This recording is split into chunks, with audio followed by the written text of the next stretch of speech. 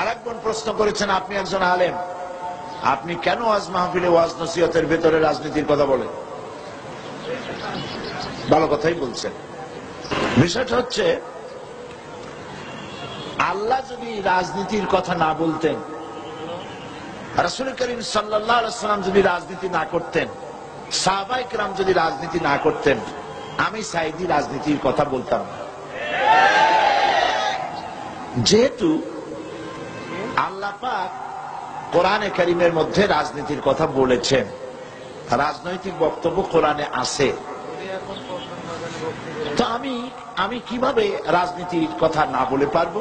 যদি আমি এগুলি না বলি, তাহলে রাসূল করিম সাল্লাল্লাহু আলাইহি ওয়াসাল্লাম বলেছেন, আস-সাকিতু আনিল হাক্কি ফাহুয়া শায়তানুন আখরাস। যে ব্যক্তি হক কথা বলে না, জেনে হক জানে অথচ সে বলে না, সে বোবা শয়তান। কাজেই যারা কোরআন হাদিস জানার পরেও কোরআন হাদিসের অর্থনীতি, রাজনীতি সম্পর্কে জনগণকে অবহিত করে না, রাসূল যে কথা বলেছেন সে তো বোবা শয়তান হয়ে যাবে। তো আল্লাহ পাকের রাসূল রাজনীতি করেছেন, রাষ্ট্রপ্রধান ছিলেন। গতকাল এই বোন যদি মাহফিলে থাকতেন তো আজকের এই প্রশ্ন করতেন না বলি আমি মনে করি। কালকের রাজনীতির কথা যথেষ্ট আমি বলেছি, কোরআনে কারিমে কি আছে, রাসূল কি করেছেন, বলি নাই? সুতরাং আমার বোনকে আমি অনুরোধ করব, মেহেরবানি করে আপনি কোরআন হাদিস ভালো করে পড়ুন, তাহলে বুঝতে পারবেন রাজনীতি করা মুসলমানদের জন্য নফল নয়, সুন্নত নয়, ফরজ। মুসলমানেরা ইসলামী রাজনীতি করবে। কি রাজনীতি করবে? ইসলামী রাজনীতি করবে। কেন? আমি যদি রাজনীতি না করি তাহলে সুদ বন্ধ করব কি করে? সুদ কি হালাল না হারাম? বলেন, হালাল না হারাম? তা আমি কি খতমে খাজেগান পড়ে, বুখারী শরীফ খতম করে, কোরআন শরীফ খতম করে, ফু দিয়া সুদযুক্ত সুদওয়ালা ব্যাংকগুলিকে আমি কি সুদ বন্ধ করতে পারবো? বাংলাদেশের সমস্ত আলেমরা যদি পানি পড়িয়া সেই পানি সুদের ব্যাংকে ঢালে দেয়, তাতে কি সুদ বন্ধ হবে?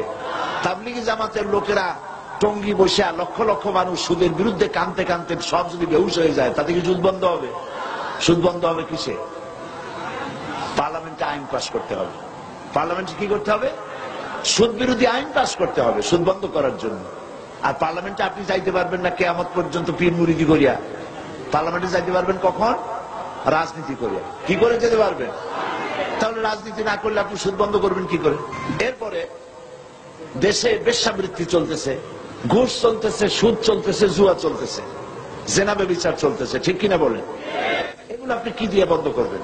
এদেশে তো হাজার হাজার বছর ধরে ওয়াজ হচ্ছে, শত শত বছর ওয়াজ হইতেছে, পীর মুরিদি হইতেছে, বলেন কথা ঠিক কিনা?